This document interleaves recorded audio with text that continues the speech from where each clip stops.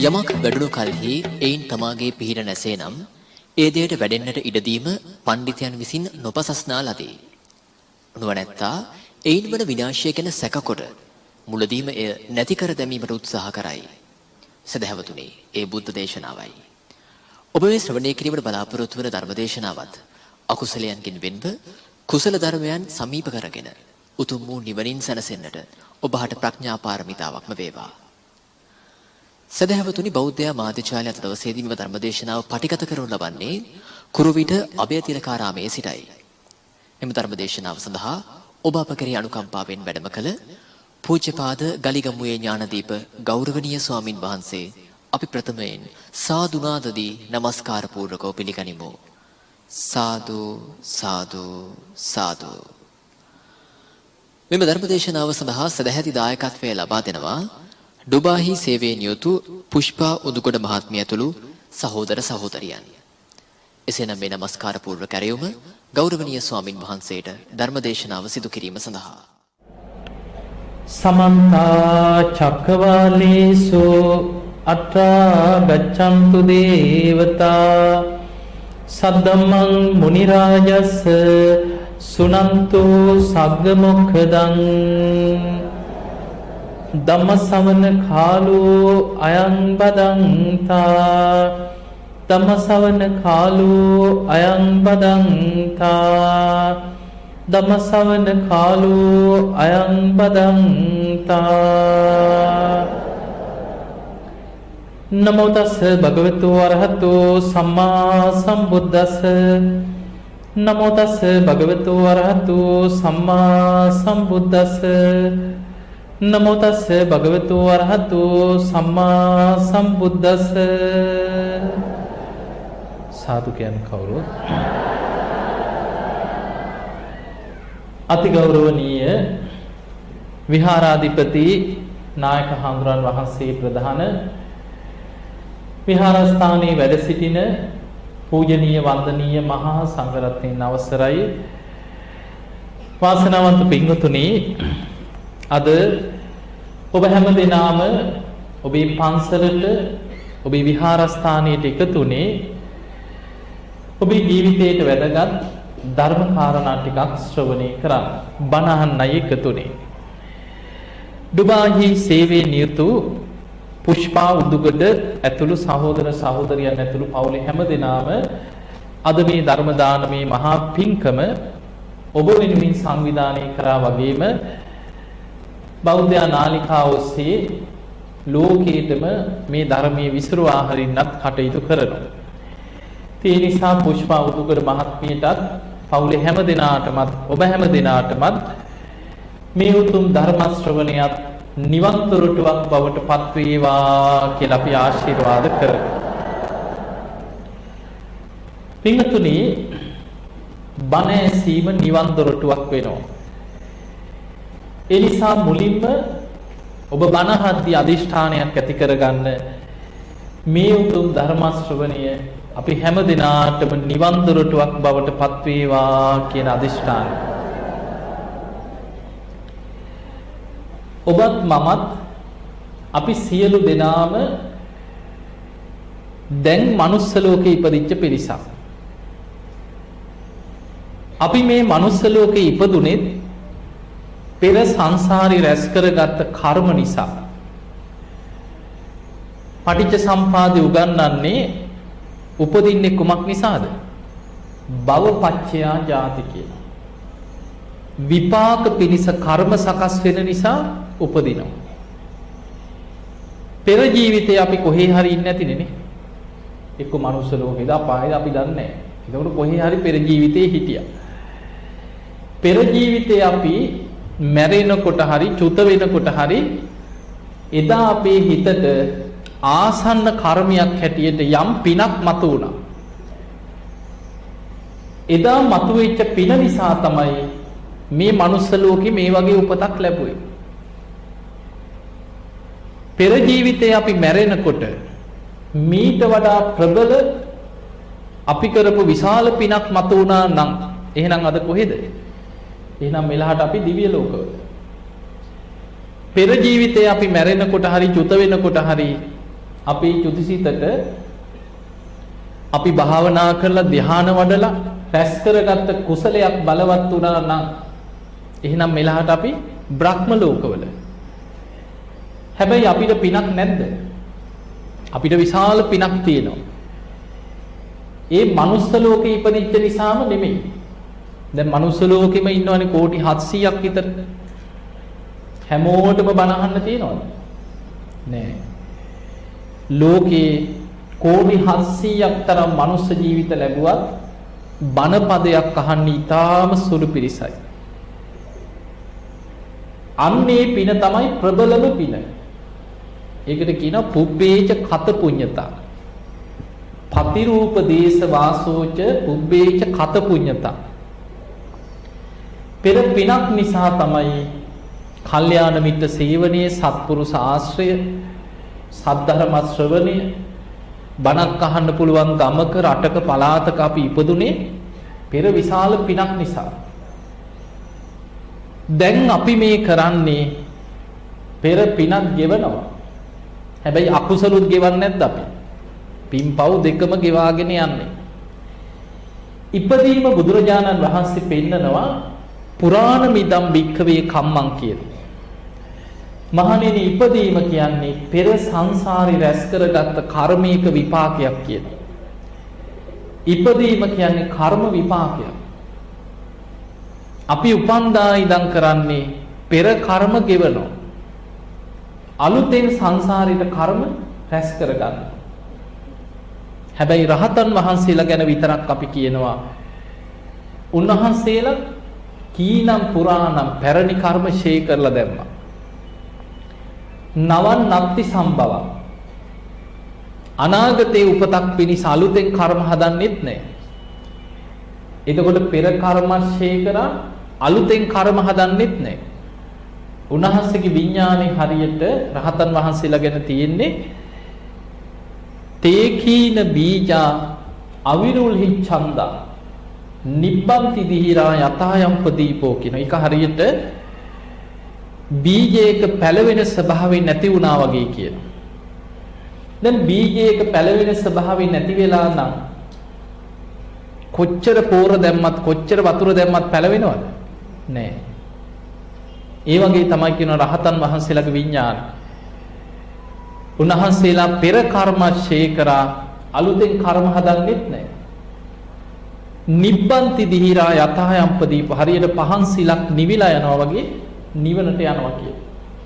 හැබැයි අනික් කෙලෙස් සහිත සියලු දෙනාටම දැන් අපි මේ මෙහෙම වාඩි වෙලා හිටියට අපේ ජීවිත නැඹුරු වෙලා තියෙන්නේ වැඩිපුරම කොහෙටද? අපායේ පැත්තට. අපේ ජීවිත නැඹුරු වෙලා තියෙන්නේ සතර අපායේ පැත්තට. බුදුරජාණන් වහන්සේ පෙන්වන්නේ සංසාරික සත්‍යයට අපාය කොයි වගේද? සතර අපාය හරියට මහගෙදර වගේ කියන. අපේ ජීවිත වැඩිපුරම බර වෙලා තියෙන්නේ අපායේ පැත්තට. දැන් හිතන්න මරණාසන්න මොහොතක අපායගාමී අකුසලයක් බලවත් වෙන්න තියෙන ඉඩ වැඩි. දැන් අපි මේ බණ ඇහුවට පින්කම් කරාට දන් දෙනවා බණ අහනවා සිල් රකින්නවා ගුණධර්ම පුරනවා.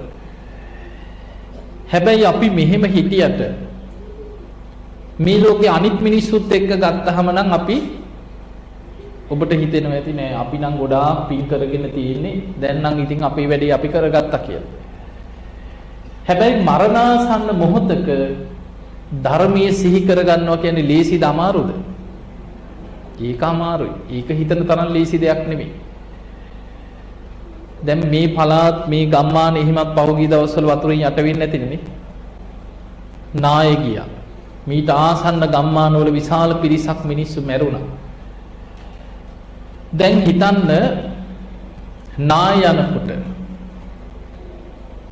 පස්සේ එක්ක ගල් එක්ක අර කඳු ඇඹරිලා ගෙවල් එක්ක ඇදිලා යනකොට පොළොව යට හිර වෙලා ඇදිලා ඉන්නකොට ධර්මයේ සිහි කරනවා කියන්නේ ලේසිද අමාරුද? පණ යන වෙලාවේ අමාරුයි. ධර්මයේ සිහි කරන එක ලේසි සෙල්ලමක් නෙමෙයි අමාරුයි. ඊළඟට ගම් වතුරෙන් ගහගෙන ගිහිල්ලා මිනිස්සු මැරුණා. දැන් හිතන්න වතුර පෙවි අර මඩ වතුරෙන්නේ මඩ වතුර පෙවිලා පෙනහළු වලට ඕවා ගිහිල්ලා කැරකි කැරකි වතුරේ ඇදිලා යනකොට ගම් වතුරේ ධර්මයේ සිහි කරන්න ලේසිද අමාරුද? අමාරුයි. එතකොට ජීවිතේ අනපේක්ෂිත විදිහට අපිට මරණයට මුහුණ දෙන්න වෙන්න පුළුවන්. ඒ නිසා පින්වතුනි මරණාසන්න මොහොතේ ධර්මයේ සිහි කරනවා කියන්නේ ලේසි සෙල්ලමක් නෙමෙයි.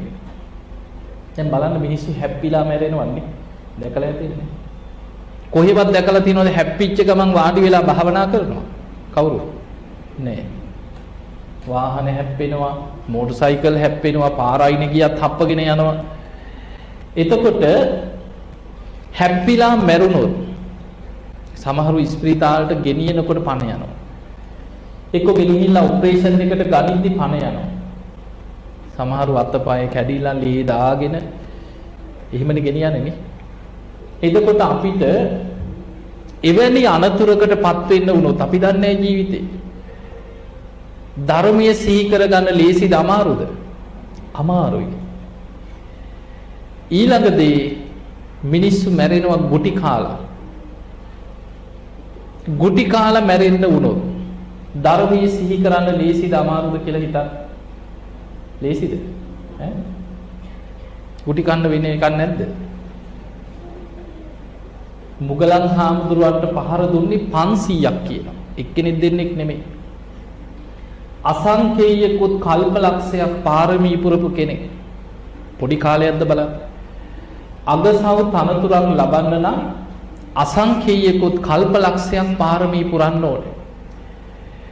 එතකොට එච්චර කාලයක් පාරමී පුරපු මුගලන් හාමුදුරුව 이르දිමතුන් අතර අග්‍රම කෙනා.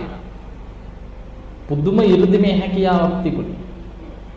දවසක් උන්වහන්සේ කුටියේ භාවනා කරනකොට 500ක් විතර පිරිසක් ඇවිල්ලා කුටිය වට කරා. වට කරලා පොළු ආයුධ අරගෙන කෙනෙක් කියනවා කඩපන් කිව්ව දොර. කියනකොටම උන්වහන්සේ සැනින් සියුම් ශරීරයක් මවාගෙන යතුරු හිලෙන් කියනවා එළියට ගිහිල්ලා අර පිරිස අතරින් මග හැරලා ගියේ. දොර කඩලා බලනකොට නෑ. යමල්ලා යන්න කියලා ගියා. ආයිමත් ටික දවසකට පස්සේ ඔය කුටියේම භාවනා කරනකොට මේ පිරිස දෙවනි පාරක් ආවා. ඇවිල්ලා කුටියේ දොර කඩන්න හදනකොටම උන්වහන්සේ අහසට පැන නැග්ගේ පියස්සෙන් කියන මහලේ. අහසට පැන නැගලා අහසින්ම වෙනත් දිහාවකට වැළියා. දෙවනි පාරත් මග හැරලා බේරුණා. ආයෙමත් දවස් කීපයකට පස්සේ මුගලන් හාමුදුරුවෝ භාවනා කරනකොට විමසුවා දෙවතාවක් මම මග හැරියා. මේ පිරිස ආයෙමත් මගේ පස්සෙන් එයිද කියලා විමසුවා. එහෙම විමසනකොට එදා දැක්කා එදත් ආයුධ අරගෙන කට්ටිය ලෑස්ති වෙනවා යමල් අදත්. ඔය ශ්‍රමණේ අහුනොත් ගහලම මරමු කියලා කට්ටිය ලෑස්ති වෙනවා. පොළු ආයුධ අරගෙන සූදානම් වෙනවා. එදා උන්වහන්සේ භාවනා කරද්දි බැලුවා ඇයි මගේ පස්සෙන් මේ නැවත නැවතත් දෙවතාවක් මග හැරියා. ආයෙමත් කැරකිලා ඉන්නේ මම කරපු අකුසලයක්ද කියලා බැලුවා. උන්වහන්සේට තියෙනවා පුබ්බේ නිවාසානුස්සති ඥානෙ. පෙර ජීවිත බලන්න පුළුවන්. උන්වහන්සේ ආත්ම 100ක් ආපස්සට බලනවා. මේ ආත්ම 100ම මනුස්ස ජීවිත ලැබපු ආත්මවල බොහෝ ආත්මවල ආවිෂ ඉවර වෙනකොට ගුටි කාලා තමයි මැරිලා තියෙන්නේ. තිරිසන් ලෝකේ ඉපදුනා නම් ඒ ගල් පාරවල් කාලා පොළු පාරවල් කාලා එක්ක සත්තුන්ගෙන් පහර කාලා මැරිලා තියෙන්නේ. ආපස්සට බැලුවා කල්පයක් බැලුවා. කල්ප 100ක් බැලුවා. කල්ප දහස් ගණන් බැලුවා. බලාගෙන යනකොට හැම ආත්මිකම ගුටි කාලා මැරෙන්න ක්‍රමයක් පෑදෙනවා. දැන් ඔබ ওই මරණය ගැන අහලා ඇති. සමහරු මැරෙනවා ආයුක්කය. උපතින් ගෙන ආපු ආයුෂ ගෙවලා මැරෙනවා. ඒකට අපි කියනවා ආයුක්කය මරණ. සමහර අය ආයුෂ තියෙද්දී කර්ම විපාක ඉස්සර වෙනවා. ඒකට අපි කියනවා කම්මක්ඛය. ජීවත් වෙන්න ආයුෂ තියෙනවා. හැබැයි කර්ම විපාකයක් ඉස්සර වෙලා ජීවිතය අවසන් වෙනවා. එහෙම මැරුණොත් අපි කියනවා කම්මක්ඛය. සමහර අයට ආයුෂ ඉවර වෙනකොටම කර්ම විපාක එකතු වෙනවා. ඒකට කියනවා උභයක්ඛය. ඊළඟට උපච්ඡේද කියන්නේ හදිස්සි විපත්, ස්වභාවික විපත්, එවැනි හදිස්සි අනතුරු වලින් ජීවිත අවසන් වෙන්න පුළුවන්. ඒවට කියන උපච්ඡේද. එතකොට මේ උභයක්ඛය කියන්නේ ආයුෂ ඉවර වෙනකොටම කර්ම විපාක එකතු වෙනවා. උන්වහන්සේට අපරාපරිවේදනීය කර්මයක් හැටියට. අපරාපරිවේදනීය කියන්නේ නිවන් දකින්නකම් විපාක දෙනවා. හැම ආත්මිකම ආයුෂ ගෙවෙනකොට ගුටි කන්න ක්‍රමයක් පැහැදෙනවා. බලාගෙන ගියා කල්ප 100,000 ගණන් බැලුවා. මෙහෙම බලාගෙන යනකොට එක ආත්මයක් දකින්නවා කල්පයක් මහා නිරේට වැටිලා දුක් විඳින ආත්මයක්. කල්පයක්ම අපායයි. ඊළඟට බැලුවා එතනිනුත් එහාට බැලුවා. ඇයි මං එච්චර අපායි දුක් විඳින්නේ? කල්පයක් මහා නිරේට වැටුණේ ඉදා මොකද කියලා බැලුවා. අන්න බලනකොට දකින්න උන්වහන්සේ පුබ්බේ නිවාසානුස්සති ඥාණයෙන් ඇස් දෙක පේන්නේ නැති අම්මයි තාත්තයි දෙන්න එදා තරුණේ එක් කරගෙන යනවා. කැලයක් මැද්දෙන් බොහොම ආදරෙන් වගේ රවට්ටලා එක් කරගෙන යනවා. මෙහෙම එකන් ගිහිල්ලා මහා කැලේ මැද්දේදී පොල්ලක් අරගෙන අර අන්ධ දෙමව්පියෝ දෙන්නටම ගහගෙන යනවා. ගහනකොට තමන්ම කෑ ගහනවා. අනේ අම්මේ අපිට හොරු ගහනවෝ. අනේ තාත්තේ අපිට හොරු ගහනවෝ කියලා. දැන් අම්මා තාත්තා පේනවද? පේන්නේ නැහැ. දෙමව්පියෝ දෙන්න කෑ ගහනවා අනේ පුතේ ඔබ දුවපන් ඔබ බේරියම්. දැන් අපේ කාලේ ඉවරයි. අපිට ගහපු දෙන් අපි මරපු දෙන් ඔබ බේරියම් පුතේ කියලා. කියද්දි ගැහුවා. ගහලා අර දෙමව්පියෝ දෙන්න බිම වැටුණාට පස්සේ හිස් කබලටම ගහලා මැරුවා කියලා. එහෙම මරලා පරඬලක් වීසි කරනවා වගේ පහළ පඳුරකට ඇදලා විසි කරා කියලා. එහෙම විසි කරලා පොල්ලත් විසි කරලා අතපය හොදගෙන ගෙදර ගියා. ගිහින් බිරිඳට කිව්වා අන්න ඔයා කියපු විදිහටම වැඩේ කරා කියලා. තමන්ගේ බිරිඳගේ පෙළඹවීම නිසා තමයි අන්ධ දෙමව්පියෝ දෙන්න කැලයක් මැද්දෙන් එක්කන් ගෙනහිල්ලා එදා හොරු ගහන විදිහට ගහලා මැරුවේ. මේ ළඟාත්මික දෙයක් නෙමෙයි. කල්ප දහස් ගානකට පෙර සිදුවීමක්. එතකොට දෙමව්පියෝ මරනවා කියන්නේ මොන වගේ අකුසලයක්ද? ඒක පංචානන්තරී අකුසලයක්. ඒ අකුසලයේ තමයි කල්පයක් අපායේ ගෙවුවේ. ආනන්තරී අකුසලයක් කරොත් විපාකෙ කොච්චරද? කල්පයක් මහා නිරේ කියන්නේ. එතකොට කල්පයක් අපායි. ආනන්තරී අකුසලයේ කියන්නේ ගෙවලා ඉවර කරන්න පුළුවන් දෙයක්. කල්පයක් දුක් විඳලා අපායේ පැහිලා අවසන් වෙනකොට ආනන්තරී අකුසලයේ ගෙවිලා ඉවරයි. දැන් අපායෙන් උඩට ආවා. හැබැයි අර රවට්ටලා කැලේ මැදින් එක්කන් ගෙනහිල්ලා හොරු ගහන විදිහට පොළොව වලින් පහර දීමේ අකුසලය ඒක අපරාපරිවේදනීය කර්මයක්. අපරාපරිවේදනීය කියන්නේ නිවන් දකින්නකම් හැම ආත්මිකම විපාක දෙන කර්මයක් වුණා. ඒ අකුසලයේ තමයි හැම ආත්මිකම ආවිෂ ගෙවෙනකොට ගුටි කන්න ක්‍රමේ පෑදෙනවා. එදා උන්වහන්සේ භාවනා කරද්දි බැලුවා මගේ ආවිෂ ගෙවිලා ඉවරයිද?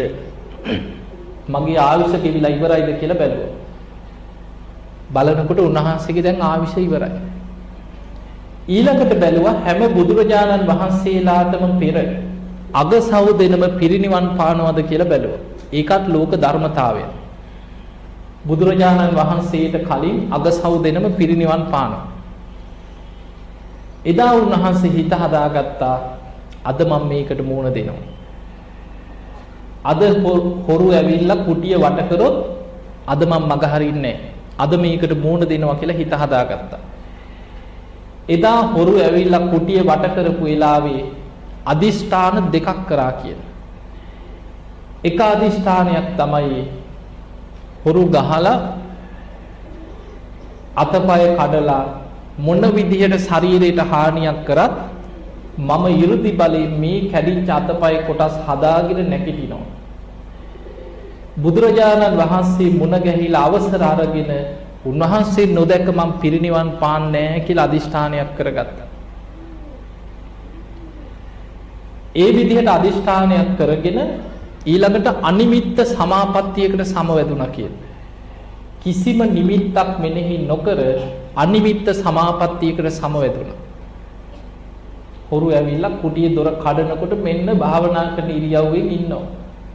එහෙම ඇදලා ගත්ත පොළු වලින් වට කරගෙන ගහගෙන ගියා 500ක්. අර විදිහටම ගහලා පරඬලක් වීසි කරනවා වගේ පහළ පඳුරකට විසි කරා කිනු ඇදලා. බලන්න මේ කර්ම විපාකේ නැහැටි. එදා අර අම්මා තාත්තට ගහලා පහළට විසි කරේ යම්සේද ඒ වගේම ගහලා විසි කරලා දාලා ගියා. උන්වහන්සේ මනෝමය ශරීරයකින් කයින් එළියට ගිහිල්ලා මේ දිහා බලාගෙන හිටියා. අර පිරිස ගියාට පස්සේ 이르දී මේ කැඩිච්ච අතපය කොටස් ශරීර කොටස් හදාගෙන නැකිට්ටා. වැටිලා තිබ්බ සිවුර අරගෙන පොරව ගත්තා. අහසින්ම වැඩියා ජේතවනාරාමයට. එදා බුදුරජාණන් වහන්සේ පිරිසකට ධම්සභා මණ්ඩපේ බණ කියනවා. මුගලන් හාමුදුරුවෝ ධම්සභා මණ්ඩපේට දොරටුවෙන් ඇතුල් වෙනකොටම බුදුරජාණන් වහන්සේ ඒ දෙස බලලා කියනවා මොග්ගල්ලාන ඔබ මම බේර ගන්න ගොඩාක් උත්සාහ කරා කියෝ. නමුත් ඔබම කරපු අකුසලයක් ඔබට ওই විපාක දුන්නේ කියෝ.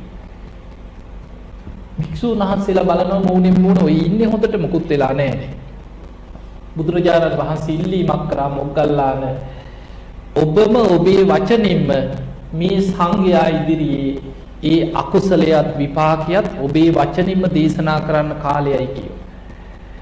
මුගලන් හාමුදුරු බුදුරජාණන් වහන්සේගෙන් අවසර අරගෙන තමන් සංසාරේ වෙච්ච අකුසලයක් තමන්ට ඒ කර්ම විපාක දීපු ආකාරයත් උන්වහන්සේ බුදුරජාණන් වහන්සේට වන්දනා කරලා භික්ෂුන් වහන්සේලා ඉදිරියේ 이르දියෙන් පේන්න සලස්සමින් දහම් දෙසුවා කියලා. මුගලන් හාමුදුරුවන්ට මේ හැකියාව තියෙනවා. ඒක හරි පුදුමයි. දැන් අර දේවදත්ත 500ක් කඩාගෙන ගිය වෙලාවෙත් බුදුරජාණන් වහන්සේ ඒ අය බේරගන්න ඇරියේ කවුද? සරියුත් මුගලන් දෙන්න. සාරිපුත්ත හාමුදුරුවෝ බණ කියනකොට මුගලන් හාමුදුරුවෝ ඒවා පෙන්නනවා කියන 이르දී. අපාය ගැන කියනකොට අනිත් අයට අපායේ පේන විදිහට 이르දියෙන් උන්වහන්සේට පෙන්වන්න පුළුවන් කියන. එදා මුගලන් හාමුදුරුවෝ මේ කතාව කියලා බුදුරජාණන් වහන්සේගේ සිරිපතුල් බැඳලා ඉල්ලීමක් කරා ස්වාමීනි භාග්‍යතුන් වහන්සේ මට පිරිනිවන් පාන්න අවසර දෙන සේක්වා. තථාගතයන් වහන්සේ මට පිරිනිවන් පාන්න අවසර දෙන සේක්වා. මට පිරිනිවන් පාන්න කාලයයි කිව්වා. බුදුරජාණන් වහන්සේ බුදු ඇසින් බැලුවා මුගලන් හාමුදුරන්ගේ ආයුෂ ගෙවිලා ඉවරයි. 이르දි බලය නිසාමයි මේ කැඩිච්ච අතපය කොටස් 이르දියෙන් හදාගෙන මේ තාම පෙනී ඉන්නේ 이르දි බලය නිසා. බුදුරජාණන් වහන්සේ වදාළ මොග්ගල්ලාන ඔබට පිරිනිවන් පාන්න අවසර දෙනවා. හැබැයි පිරිනිවන් පාන්න පෙර අවසාන වශයෙන් සංඝයාට ධර්ම දේශනාවක් කරන්න කිව්වා. එදා බුදුරජාණන් වහන්සේට වන්දනා කරලා මුගලන් හාමුදුරුවෝ අහසට පැන නැගලා පෙළහර පාමින් දහම් දෙසුවා කියලා. බුදුරජාණන් වහන්සේ සංඝයාත් ඉදිරියේ බණ කියලා බුදුරජාණන් වහන්සේ වටා 3 වතාවක් ප්‍රදක්ෂිනා කර වන්දනා කරා. එහෙම වන්දනා කරලා බුදුරජාණන් වහන්සේට වැදගෙන පස්සෙන් පස්සට නොපෙරින විදිහට එළියට යනවා. යනකොට බුදුරජාණන් වහන්සේ සංඝයාට කතා කරලා කියනවා මහණෙනි මොග්ගල්ලාණන් වහන්සේ පිරිනිවන් පාන්න යන්නේ කියලා. උන්වහන්සේ පිරිනිවන් පෑවට පස්සේ මේ ශාසනයෙන් අඩක් පාළුවට ගියා වගේ දැනෙයි කියනවා. මේ මුගලන් යම් පැත්තක වැඩ ඉන්නවා නම් ඒ ප්‍රදේශෙ දිහා බුදුරජාණන් වහන්සේට ආයි බුදු ඇසින් අවධානයෙන් බලන්න දෙයක් නැහැ කියනවා. ඒ ප්‍රදේශයේ සංඝයාටම අනුග්‍රහයක් කියලා. ඒ නිසා මුගලන් හාමුදුරුවන්ට එක්ක පෙර ගමන් යන්න කීව පිරිසකට 500ක් භික්ෂූන් වහන්සේලා මුගලන් මහරහතන් වහන්සේ එක්ක නගරේ දොරටුව ළඟට යනකම් පෙර ගමන් ගියා. එතනදී මුගලන් හාමුදුරුව අවසර අරගෙන තමන්ගේ කුටියට මහසින් වැඩම කරලා සිවුර ඒකාංශ කරලා පොරවගෙන සිංහ සෙයියාවෙන් සැතපීලා හතරවෙනි ධ්‍යානයට සමවැදිලා ඒ ධ්‍යානයෙන් නැගිටිනවා සමගම පිරිනිවන් පෑවා කියලා තමයි සඳහන් වෙන්නේ. ඔහොම තමයි මුගලන් හාමුදුරන්ගේ පිරිනිවන් පෑම ගැන දේශනාවල තියෙන්නේ. එතකොට අපිට පේනවා මොනතරම් 이르දි බල සම්පන්න කෙනෙක්ද නේ. නමුත් තමන් කරපු අකුසල විපාක තමන්ගේ පස්සෙන් ආවද නැද්ද? ආවා. ඒක තමයි සංසාරේ හැටි. ඒ නිසා අපි යම් කර්මයක් කරොත් ඒකේ විපාක අපි කරා එනවාමයි. උදේ හවස හිතන්න කියනවා ගිහියෙක් වුණත් පැවිද්දෙක් වුණත් නිතර සිහි කරන්න කියනවා යං කම්මං කරිස්සාමි කල්යාණං වා පාපකං වා තස්ස දායාදෝ. මම යම් යහපත් දෙයක් කරොත් ඒක යහපත් දී දායාදී හැටියට යහපත් විපාක ලැබෙනවා. මම කරන දේ අයහපත්ද අයහපත් විපාක සසරේ අරගෙන යන්නේ මමමයි කියලා හිතන්න කියලා. දැන් හිතන්න දැන් බුදුරජාණන් වහන්සේම ගැන හිතන්න. උන්වහන්සේගේ නෑදෑයෝ අපාය වල වැටලා නැද්ද? නිකන් යසෝදරාවගේ පැත්තෙන් හිතන්න. සංසාරේ පාරමී පුරාගෙන එනකොට බුදුරජාණන් වහන්සේම දේශනා කරනවා මේ යසෝදරාව තරම් තමන් වහන්සේට පාරමී පුරන්න උපකාර කරපු කෙනෙක් තවත් නැහැ කියලා. දැන් යසෝදරාගේ පැත්තෙන් හිතුවොත් සුප්‍රබුද්ධ රජුරෝ කියන්නේ කවුද? තාත්තා. පොඩි කාලේ ඉඳන් දුවේ කියලා ආදරෙන් වඩාගෙන ඉන්නේ නැති. තාත්තේ කියලා අතේ එල්ලිලා ඉන්නේ නැති. හැබැයි පොළොව පලාගෙන අපායි. ඊළඟට දේවදත්ත කියන්නේ කවුද? යසෝදරාවගේ සහෝදරයා. අක්කිනංගියේ මල්ලියේ කියාගෙන සෙල්ලම් කර කර ඉන්නේ නැතිනේ නේ. ගෙවල් වල මාලිගාවේ ඉන්නේ නැතිනේ ඔහොම. පොළොව පලාගෙන අපායි. තමන්ගේ ස්වාමියා වෙච්ච කෙනා ගිහි ජීවිතේ අතහැරලා ගිහිල්ලා ලෞතුරා බුදු කෙනෙක් බවට පත් වුණා. තමන්ගේ කුසෙන් බිහි කරපු දරුවා ශික්ෂාකාමීන් අතර අග්‍රස්ථානෙ ලැබුවා. හැබැයි පවුලේ කීප දෙනෙක් නිවන් දකින්නකොට තමන්ගේම පවුලේ තාත්තයි සහෝදරයයි දෙන්නම පොළොව පලාගෙන අපායේ. එතකොට අපිට පේනවා බුදුරජාණන් වහන්සේටවත් මේ මගේ නෑදෑයෝ කියලා බේරන්න පුළුවන්ද? එහෙම බේරන්න බෑ. උන්වහන්සේ දෙපාරක් ඥාතීන් බේරගන්න උත්සාහයක් ගත්තා. ඒ තමයි විදෝඩබ රජුරෝ විශාල සේනාවක් අරගෙන ගියා ශාක්‍ය වංශිකයෝ මරන්න. බුදුරජාණන් වහන්සේ අහසින් වැඩම කරලා සේනාව යන පාරේ ගහක් යට වැඩ හිටියා. එහෙම වැඩ ඉඳලා බණ කියලා පිරිස ආපස්සට හැරෙව්වා. පළවෙනි පාර විදෝඩබ රජුරෝ ආපහු හැරිලා ආවා බුදුරජාණන් වහන්සේට වන්දනා කරලා ආපහු හැරුණා.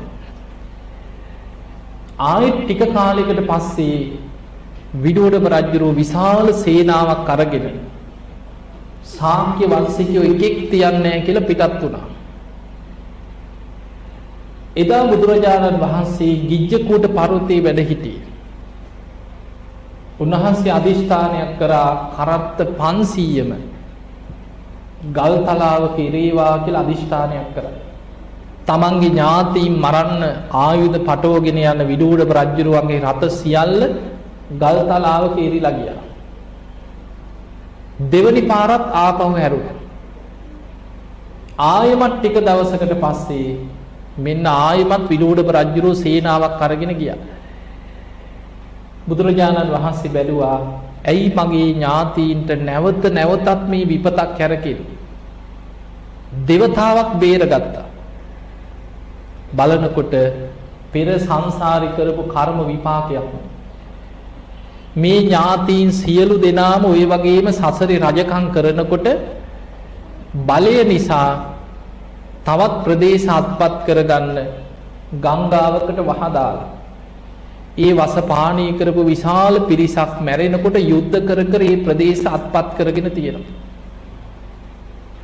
ඒවා තමයි මේ කැරකි කැරකි එන්නේ පෙර කරපු කර්ම. තුන්වෙනි පාර බුදුරජාණන් වහන්සේ නිහඬ වුණා. උන්වහන්සේ ජීවමානව වැඩ ඉන්නකොටම 60000ක් ශාක්‍ය වංශිකයෝ කපලා කොටලා විදුඩබ රජුව මරලා දැම්මා. එතකොට බලන්න බුදුහාමුදුරන්ගේම නෑදෑයෝ 60000ක් උන්වහන්සේ වැඩ ඉන්නද්දිම මැරුම් කෑවා.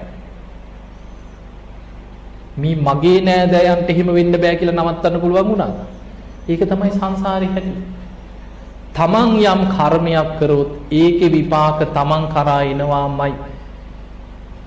ඒක උදේ හවස හිතන්න කියනවා. ඒ නිසා පින්වතුනි අපි මේ යන සංසාර ගමනේ හැම වෙලාවෙම අපායේ බය දකින්න. සතර අපාය ගැනම හිතන්න, මරණය ගැන සිහි කරන්න. අපිට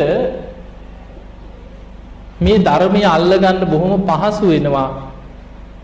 මරණ සතිය නිතර වඩනවා. බුදුරජාණන් වහන්සේ දේශනා කරන මහණෙනි ධර්මාවබෝධයේ පිණිස උපකාර වෙන භාවනා අතර මරණ සති භාවනාව තරම් දෙයක් බුදු ඇසින්වත් දකින්නේ නැහැ කියලා. නිතර අපි මරණය ගැන හිතනවා නම් දැන් මම මැරුණොත් කොහේ යයිද?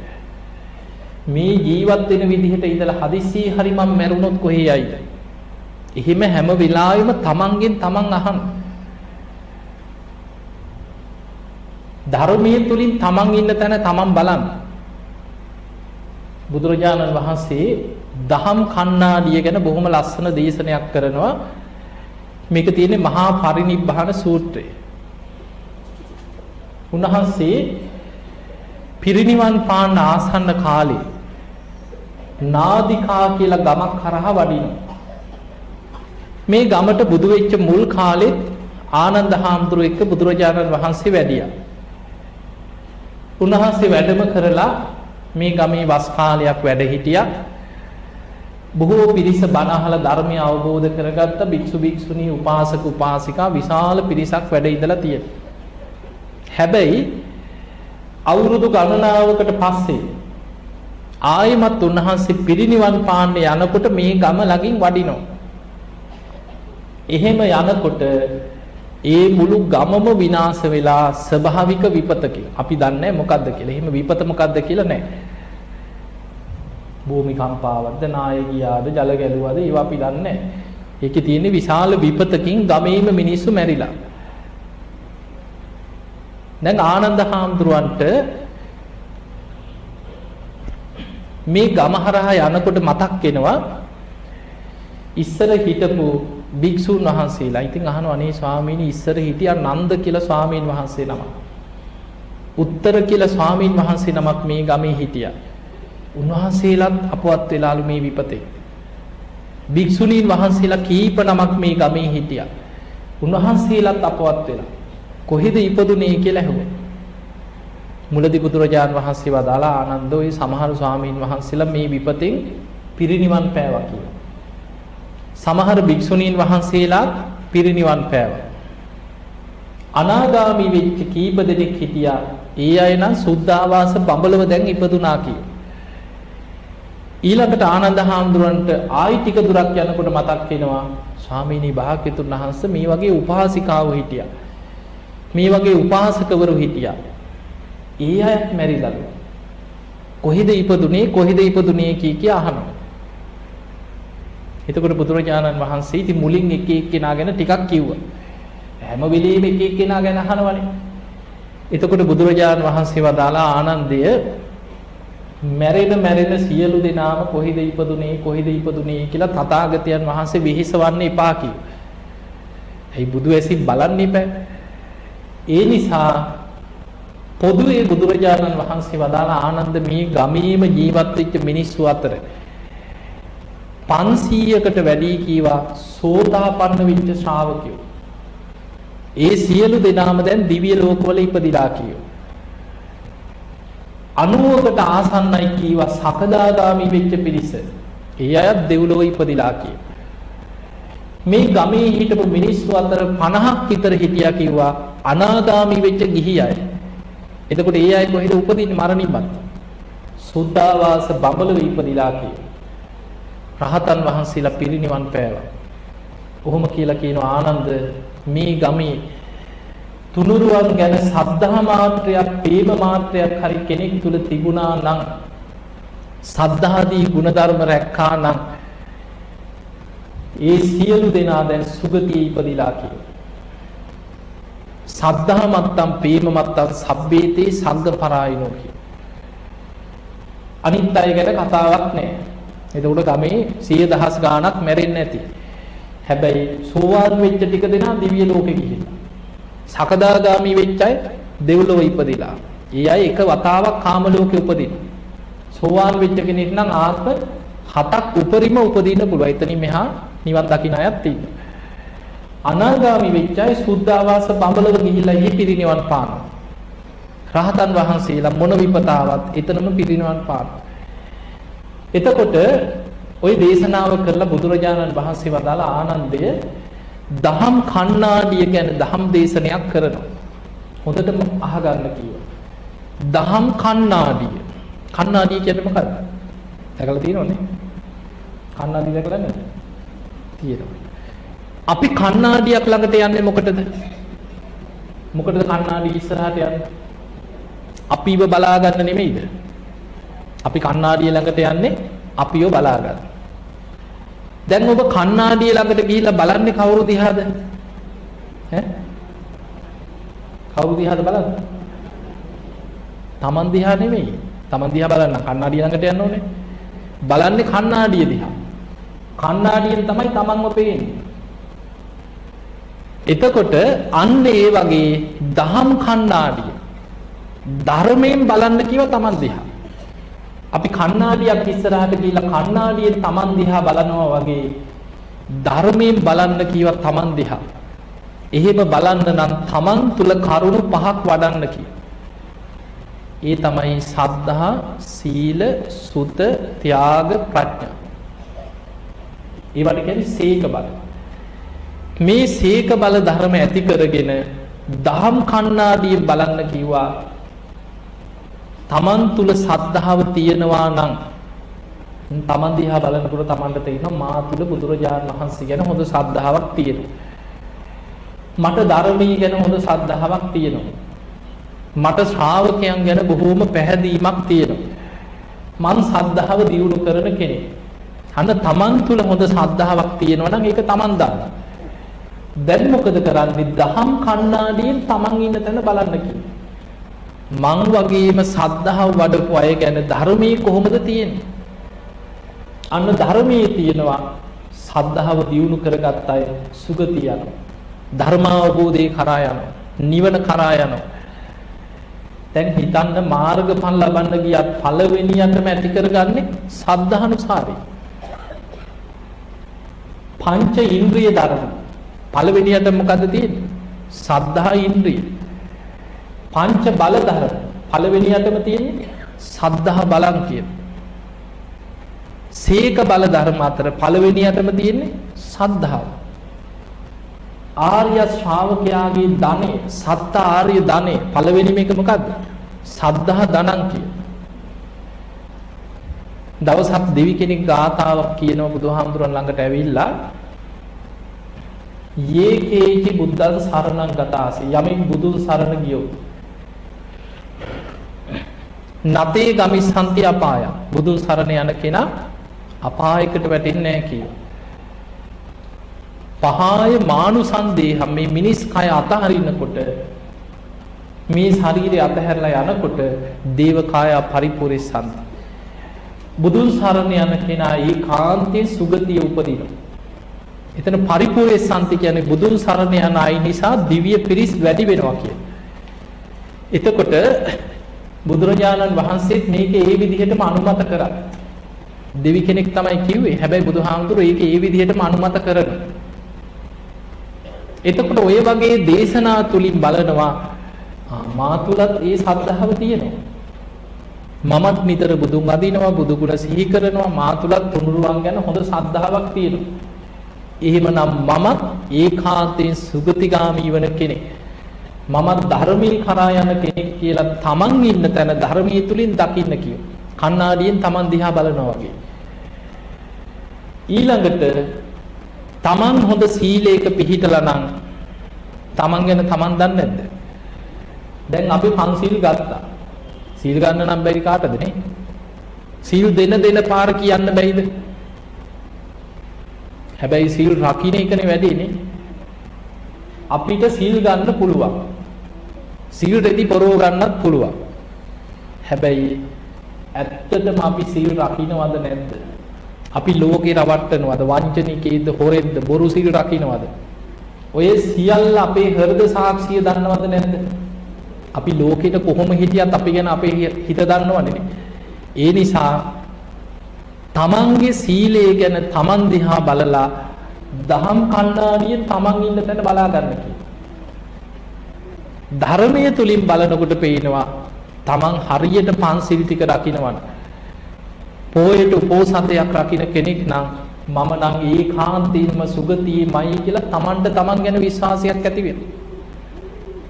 හැබැයි තමන්ට සිල් ගුණ දහම් ටික රැක ගන්න බැරි නම් තමන් දිහා බලනකොට තමන්ට හිතෙන්නේ මම නම් අපායේ මහ ගෙදර වගේමයි කියන එක තමයි තමන්ට තේරෙන්නේ. ඒ නිසා තමන් ඉන්න තැන තමන් බලා ගන්න කියන දහම් කණ්ණාඩිය. ඊළඟට සුතවත් භාවයේ දහම් දැන. හතරවෙනි එක තමයි ත්‍යාග සම්පත්තිය, අතහැරීම, දන් දීම. පස්වෙනි එක ප්‍රඥාව. ධර්මයේ නුවණින් විමසලා ඇති කරගන්න වැටහීම. ඒකට කියන ප්‍රඥාව. එතකොට මේ කරුණු පහ වඩා ගත්තොත් මේවට කියන්නේ සීක බල. සද්ධා, සීල, සුත, ත්‍යාග, ප්‍රඥා. මේ කරුණු ටික ටික තමන් තුළ වැඩෙන්න තමන් තුළ මේවා ඉන්ද්‍රිය ධර්ම හැටියට, බල ධර්ම හැටියට පිහිටන. එතකොට තමන්ට තේරෙනවා මා තුළ හොඳ සද්ධාාවක් තියෙනවා. මා තුළ හොඳ සිල්වත්කමක් දැන් බලවත්ව පිහිටලා තියෙනවා. මම නිතර බණහන කෙනෙක්, මා තුළ හොඳ දහම් දැනුම තියෙනවා. මා තුළ ත්‍යාග සම්පත්තිය තියෙනවා. මම මේ විදිහට පින් කරා, මේ විදිහට පින් කරා කියලා තමන්ගේ පින සිහි කරගන්න පුළුවන්. ඊළඟට තමන් ධර්මයේ විමසනවා නම් මම හොඳට අනිත්‍ය ගැන සිහි කරන, පංච උපාදානස්කන්ධ ගැන, පටිච්ච සම්පදාය ගැන මෙනෙහි කරන, මම හොඳ ප්‍රඥාවක් තියෙන කෙනෙක් කියලා තමන් තුළින් තමන් දකිනවා. ඒ කරුණු පහ තමන් තුළ තියෙනවා නම් තමන්ට තමන් ගැන විශ්වාසයක් ඇති වෙනවා. මම නම් දැන් මැරුණා සුගති. මම නම් හොඳට ධර්මී පිහිටපු කෙනෙක්. මම නම් සුගතියමයි කියලා තමන්ට තමන් ගැන විශ්වාසයක් ඇති වෙනවා. ඔය විශ්වාසෙවත් අපිට ඇති කරගන්න බැරි නම් අපිට මේ ලැබිච්ච දුර්ලභ මනුස්ස ජීවිතෙන්, බුද්ධ ශාසනයෙන් අපි ප්‍රයෝජනයක් අරන්ද? නැහැ. ඒ නිසා අවංකව හිතන්න අපේ පවුල්වල මිය පරලොව ගියාය. අපේ නෑදෑයෝ බෞද්ධ නමෙන් හිටියා. කීයෙන් කී දෙනයිද සුගතියේ ගියේ කියලා නිකන් අවංකව හිතන්න. අපි ලෝකෙට නිකන් එක ඒවා කියන්න පුළුවන්. අනේ දෙවි කෙනෙක් වගේ දැක්කා කියයි. හීනෙන් පෙනුණා කියනවා දෙවි කෙනෙක් වගේ. මේ ගෙදර හිටියා කියනවා දිව්‍යාංගනාවක් වගේ ඔටුනු දාගෙන. හැබැයි කරුවල වැටෙනකොට ඇඳාස්ස බලන්න බයයි. පිළිකන්නට යන්න බයයි. දොර මුල්ල බලන්න බයයි රැට. ඇයි? අර දෙවියන් වැඩලා ඇති කියලා නේ. දැන් හිතන්න ඊළඟට අපේ ගෙවල් වල ඉතින් කවුරු හරි මැරුණා කියලා හිතමු. මිනිහ මල්ලලා ටික දවසක් යනකොට ගෙවල් වල ඉන්නේ බයින්ද නැද්ද? බයින්. පූසෙක්වත් පැනලා බඩු ටිකක් රැයට පෙරළුනොත් කවුරු ගැනද සැක හිතෙන්නේ? ළමයි ලෙඩ වෙනවා ටිකක්. ඔන්න උනා කෙම්බිරිසාවක් හරි නිතර හැදෙනවා. ළමයි බය වෙනවා. ගෙදර බඩු මුට්ටු පෙරලෙනවා. දැන් ඇඟිල්ල දික් වෙන්නේ කාටද? ඊට පස්සේ බැන දේවාල ගානේ දුවන්නේ.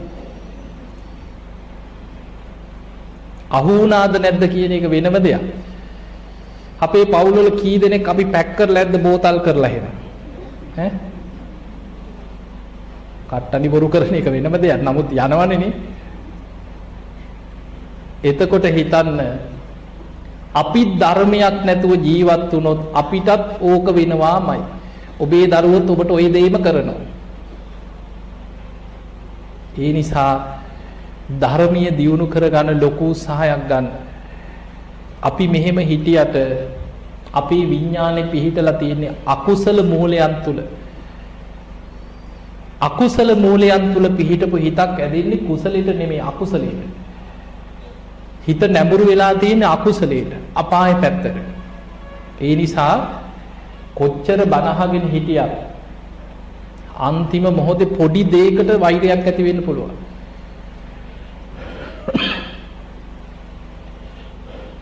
දැන් ඔබ බලන්න සමහර අය මේ හොඳට හිටපු අය බේත් පෙත්ත පරක් වුණා කියලා වෛරෙන් මැරිච්ච අය නැද්ද? ආස කරන දේ කන්න දුන්නේ නැහැ කියලා වෛර කරගෙන මැරිච්ච අය නැද්ද පවුල්වල? නොසිතන විදිහට වෛර බලවත් වෙන්න පුළුවන්. ඒක තමයි හිතේ ස්වභාවය. ඒ නිසා අපි හිතුවට මරණ මංචකයේ ධර්මයේ සිහි කරගන්නවා කියන්නේ ලේසි දෙයක් නෙමෙයි. දැන් ඔබ හිතන්නේ ඉස්පිරිතාලයකටම ගියා කියලා. දැන් ලෙඩෙක් ඉස්පිරිතාලෙට ගේනවා. ලෙඩා ඉස්පිරිතාලට ගෙනියනකොටම දොස්තරලා පිරිත් පොත් එහෙම අරන් ලෑස්ති වෙනවද? ඈ? ගෙනිච්ච ගමන් කරන්නේ මූණට හිර කරලා ගහන ඔක්සිජන් එකක්. නහයෙන් බට දානවා සනීපද? පෙනහල්ලට උගුරෙන් බට දානවා. පපුව තලනවා, අතපය පිරිමදිනවා. ඉන්ජෙක්ෂන් ගහනවා, සේලයින් දෙනවා. සමහරවිට ඔපරේෂන් එකට ගන්නවා. ඔබ දැකලා ඇති සමහරුන්ගේ හදවත නතර වෙගෙන එනකොට පපුව තලන හැටි. පපුව උඩ නැගලා තලන්නේ හත් දෙකේ. එතකොට අන්තිම චුතිසීත හදාගන්න පුළුවන්ද? ඈ? සමහරුන්ට පපුවට කරන්ට් එක අල්ලනවා. උඩ විසි වෙලා ඇඳට වැටෙන්නේ. ටීවී එකේ හරි දැකලා ඇති නෙවනේ. මැරෙන්න යනකොට කරන්ට් එක අල්ලන හැටි. එතකොට ඔහොම වද දෙනකොට මරණ මංචකේ ඉස්පිරිතාලයක වුණත් ධර්මයේ සිහි කරන්න ලේසිද අමාරුද? කොච්චර අමාරුද කියලා බලන්න. මේ ළඟදී ආව ඇක්සිඩන්ට් එකක් වෙච්ච මහත්තයෙක් බේරිලා. මේ මහත්තයා මට කියනවා මේ වාහනේ හැප්පිලා අන්තිමට යාර ටික මතකයි කිව්වා වාහනේ ගියාව එළියට ඇදලා ගත්ත හැටි ඇම්බියුලන්ස් එකක යනවා මතකයි කිව්වා කොහොම හරි ගෙනහිලා ඉස්පිරිතාලෙට. ඉතින් උස්සගෙන ගියා මතකයි කිව්වා ඔපරේෂන් එකට ගත්ත මතකයි කිව්වා. තියා කියනවා මට වේදනාව දැනෙනවා සිහිය එනවා නෑ කිව්වා. ගෙනිච්ච ගමන් උගුරෙන් බට දැම්මා කිව්වා. පෙනහල්ලට බටයක් දානකොට එයාට එතකොට සිහිය ටිකක් හොඳට තිබ්බා කියලා. කැස්සක් ඇවිල්ලා උගුරේ බටේ හිර වෙලා කටෙන් ලේ ගියා කියලා. එතකොට එයාට වුණා කිව්වා ළඟ ඉන්න දොස්තර කිව්වා ඉක්මනට පපුවේ පැත්තකින් හිල් කරලා බටේ දාන්න කියලා පෙනහල්ලට. තියා කියනවා අර වේදනාව පිටම පපුවේ පැත්තකින් හිල් කරලා බටේ දැම්ම කිව්වා පෙනහල්ල. උගුරෙන් දාන්න බැරි නිසා. ඉතින් මට කියනවා හාමුදුරනේ මට ඇතිවෙච්ච වේදනාවත් එක්ක බැරි වෙලාවත් මම මැරුණා නම් පුදුම කේන්තියක් වේදනාවක් වෛරයක් එක්ක මං අපායෙම තමයි කිව්වේ. කුමාරි මිනිස්සයා බේරිලා. එතකොට හිතන්න ඔය වගේ මරණ මංචකේ ධර්මයේ සිහි කරනවා කියන්නේ ලේසි දෙයක් නෙමෙයි. ඒ නිසා හොඳට බණහන්. අර කරුණු පහ වඩන්න. සද්ධාව. හොඳට සද්ධාව බලවත් කරගන්න. කාලයක් තිස්සේ සීල් රකින්න. මැරෙන්න වැටෙනකන් ඉන්න එපා සීල් රකින්න. කාලයක් පුරුදු කරන්න සීලය. ඊළඟට දහම් දැනුම නිතර බණහන්. දවසකට එක බණක් දෙකක් හරි අහන්න. දැන් කොච්චර බණ යනවද? ඒ නිසා නිතර බණහන්න, බණ පොත්පත් කියවන්න. ඊළඟට දන් දෙන්න, පින් කරන්න. ඔබේ ශක්ති පමණින් පින් දහම් කරන්න. පස්වෙනි එක තමයි ප්‍රඥාව. ධර්මයේ නුවණින් විමසලා ඇති කරගන්න වැටහීම. ඔය කරුණු පහ වඩන්න. අපිට අඩුම ගානේ සෝවාන් වෙන්න හරි මාර්ගඵල ලබන්න හරි අඩු ගානේ සුගතියක යන්න හරි ඔය සීක බල ධර්ම තියෙන්නම ඕනේ. ඒ නිසා සතර අපායේ මහගෙදර වගේ අපිට අපායකට වැටුණා කියන්නේ ආයිතින් කොහෙන් කැරකිලා කොහේ යයිද කියන්න බෑ. ඒ නිසා මේ ලැබිච්ච මනුස්ස ජීවිතය තුළ අපායකට නොවැටි බේරෙන්න නම් අප්‍රමාදී වෙන්න. බුදුරජාණන් වහන්සේ අන්තිමටම පිරිනිවන් පාන කොටත් අපිට දේශනා කරේ මොකද්ද? හන්දදාන භික්කවේ ආමන්ත්‍යා. මහණෙනි අවසාන වශයෙන් උත් නුඹලා අමතනවා කිය. වය ධම්මා සංඛාරා. මේ ලෝකේ සියලු සංස්කාරයන් අනිත්‍යයි. හැමදේම හටගෙන පැවතිලා නැති වෙලා යන ස්වභාවයෙන් යුක්තයි. අප්‍රමාදීන සම්පාදේත අප්‍රමාදීව කුසල් වඩන්න කියන. ඉතින් එහෙමනම් ඔබ හැමදිනාම මේ මනුස්ස ජීවිතයේ අවසන් වෙන්න පෙර ඔබ හැමදිනාටම සද්ධාදී ගුණ ධර්ම දියුණු කරගෙන උතුම් වූ ධර්මීය අවබෝධ කරගන්න වාසනාව ලැබේවා ලැබේවා ලැබේවා කියලා අපි ආශිර්වාද ප්‍රාර්ථනා කරනවා. අද මේ උතුම් ධර්ම දේශනාවෙන් රැස් කරගත් සියලු පින් අපි සියලු දෙවියන්ට අනුමෝදන් කරමු. දෙවියෝ මේ පින් දැක බල අනුමෝදන් වෙත්වා. දෙවියන්ගේ දිව්‍ය ආශිර්වාද වර්ධනය කරගෙන සියලු දෙවියෝ වහවහ සසර දුකින් අත මිදේවා කියලා සාදු කියලා පින් දෙන්න. ඒ වගේම ඒ සියලු දෙවියන්ගේ පිහිට රැකවරණ ආශිර්වාදය මේ පින්වත් හැම දිනාටම සැලසේවා කියලා අපි ආශිර්වාද කරමු. ඩුබායිහි සේවයේ නියුත පුෂ්පා උදුගොඩ මහත්මිය ඇතුළු සහෝදර සහෝදරියන් තමයි අද මේ ධර්ම දේශනාවේ දායකත්වයෙන් ධර්මින් කටයුතු කරන්නේ. ඒ පින්තුන්ගේ අරමුණු අතර සඳහන් වෙනවා මිය පරලොව ගිය සියලුම ඥාතීන් සිහිපත් කළ පින් අනුමෝදන් කිරීම. ඒ අතර වසර 7කට පෙර මිය පරලොව ගිය ඇලිස් නෝනා බාලසූරිය මෑණියන්, වසර 17කට පෙර මිය පරලොව ගිය සයිමන් සිඤ්ඤෝ උඳුගොඩ පියාණන්, වසර 6කට පෙර මිය පරලොව ගිය අම්පාර පොල්වත්ත පීටර් සිඤ්ඤෝ උඳුගොඩ බාප්පා, ඒ වගේම කුරුවිට ශාන්ත වීරකෝන්, දෙල්ගමුව කේ.ජී. ජයවර්ධන, කේ කිරිමැණිකේ, තුන්දොල H.A. කතෝනිස්, ටී ලයිසා නෝනා, උඩකඩ යූ පොඩි අප්පුහාමි, H.A.J. නෝනා, ඩී ප්‍රේමවති යන මිය පරලොව ගිය පරම්පරාගත සියලුම ඥාතීන්ට පින් අනුමෝදන් කිරීමත් මේ පින්තුන්ගේ අරමුණු අතර සඳහන් වෙනවා. ඉතින් එහෙමනම් ඒ නම් සඳහන් කරපු ඥාතීන් වගේම ඔබත් කල්පනා කරගන්න ඔබ නම් මිය පරලොව ගිය සියලු සංසාරගත ඥාතී සාදුකාර දිදී මේ පින් අනුමෝදන් වෙත්වා. ඒ ඥාතීන්ගේ පරලොව ජීවිත සැපවත් වේවා සුවපත් වේවා වහවහ සසර දුකින් අත මිදේවා කියලා සාදු කියලා පින් දෙනවා. ඒ වගේම විහාරස්ථානයේ වැඩ සිට අපවත් වී වදාළ සීතාවක සුමනසාර පූජනීය නායක හඳුරන් වහන්සේ සාදුකාර දිදී මේ පින් අනුමෝදන් වෙත්වා. උන්වහන්සේගේ පරලොව ජීවිත සැපවත් වේවා සුවපත් වේවා උතුම් නිවනටමපත් වේවා කියලා සාදු කියලා පින් දෙනවා. ඒ වගේම මෙවර අපොස උසස් පෙළ විභාගයට පෙනී සිටින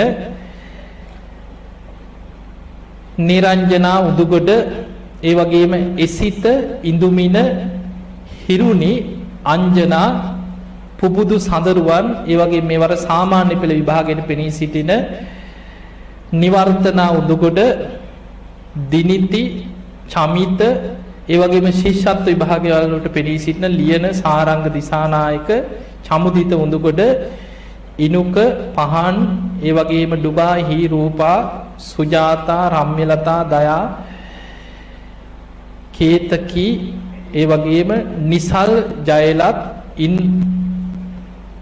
ඉන්ද්‍රලි ජයලත්, ඒ වගේම විහාරාධිපති පූජනීය නායක හඳුරන් වහන්සේට ආශිර්වාද කිරීමත් ඒ නම් සඳහන් කරපු සියලු දෙනාටම ආශිර්වාද කිරීම අරමුණු අතර සඳහන් වෙනවා. මෙහිම කල්පනා කරගන්න පුෂ්පා උදුගොඩ මහත්මිය නමින් ඒ සුජීවත්ව ඉන්න පවුල් වල හැම දෙනාමත් ඒ යාළුවන් ඥාතීන් හිත මිත්‍රාදීන් නම් සඳහන් කරපු අය වගේම ඒ සියලු දෙනාමත් ඔබ හැම දෙනාමත් නිදුක් වේවා නිරෝගී වේවා සුවපත් වේවා. ඔබ හැම දිනාටම සියලු දෙවියන්ගේ පිහිට රැකවන තුනුරුවන්ගේ ආශිර්වාදයේ සැලසේවා. ගන්න හෙළන හුස්ම රැල්ලක් පාසා, තබන පියවරක් පාසා තුනුරුවන්ගේ අනන්ත ආශිර්වාද රැකවන සැලසේවා. හැම දිනාටම උතුම් වූ ධර්මාවබෝධයේ පිණිස මේ සියලු පින උපකාර වේවා වේවා වේවා කියලා අපි ආශිර්වාද කරමු. ඒ වගේම අම්බලම් පිටියේ ඥානානන්ද පූජනීය නායක හාමුදුරන් වහන්සේ විහාරාධිපති පූජනීය නායක හාමුදුරන් වහන්සේ නිදුක් වේවා නිරෝගී වේවා සුවපත් වේවා. උන්වහන්සේ කරන ශාසනික කටයුතු දියුණු කරගෙන උන්වහන්සේටත් ප්‍රාර්ථනීය බෝධියකින් උතුම් නිවන් අවබෝධයටම මේ පින් උපකාර වේවා කියලා ආශිර්වාද කරමු. ඒ වගේම අපිට ආශිර්වාද කිරීමත් පූජනීය කිරිබග්ගෝ ඥාන ස්වාමීන් වහන්සේ ඇතුළු බුද්ධ ශාසනය වෙනුවෙන් කටයුතු කරන සියලු ස්වාමීන් වහන්සේලාට ආශිර්වාද කිරීමත් අරමුණු අතර සඳහන් කරමු. ඉතින් මේ පින්වතුන්ට කල්යාණ මිත්‍රයන් හැටියට ධර්මයෙන් උපකාර කරපු ඒ සියලුම ස්වාමීන් වහන්සේලා උතුම් වූ ධර්ම අවබෝධයම ලබාගෙන උන්වහන්සේලා කරන ශාසනික කටයුතු දියුණුවෙන් දියුණුවටපත් වේවා. උතුම් වූ ධර්මයම අවබෝධ කරගනිත්වා කියලා ආශිර්වාද කරමු. ඉතින් එහෙමනම් ඔබ හැම දිනාම නිදුක් වේවා නිරෝගී වේවා සුවපත් වේවා. හැම දිනාටම ධර්ම අවබෝධයම ලැබේවා කියලා ආශිර්වාද කරමු. උණු ඇද ගන්න අභිවාදන සීලිස නිච්ඡං වද්ධා ප්‍රචායිනෝ චත්තාරෝ ධම්මා වඩ්ඩಂತಿ ආයුවන්නෝ සුඛම් බලං ආයුරාෝග්‍ය සම්පatti සග්ග සම්පatti මේවච අතෝ නිබ්බාන සම්පatti මිනාතේ සමිච්ඡතු. හැම දිනාම නිදුක් වේවා නිරෝගී වේවා සුවපත් වේවා හැම දිනාටම තෙරුවන් සරණයි. සාදු සාදු සාදු. එම ධර්ම දේශනාව සිදු කළ කුසල බලයෙන් පූජ්‍යපාද ගලිගමුවේ ඥානදීප ගෞරවනීය ස්වාමින් වහන්සේට ප්‍රාර්ථනීය බෝධියකින් උතුම් වූ චතුරාර්ය සත්‍ය ධර්මයම අවබෝධ වී අමා මහ නිවනින් සැනසෙන්නට හැකියාව ලැබේවායි අපි සාදු නාදදී ප්‍රාර්ථනා කර සිටිමු. සාදු සාදු සාදු. ඒ ප්‍රාර්ථනයත් සමගින් බෞද්ධ ආරෝප වාහිනිය සිදු කළ මෙම බාහිර පටිගත කිරීම මෙතකින් අවසන් වනවා. ඔබ සැමට සම්මා සම්බුදු සරණයි.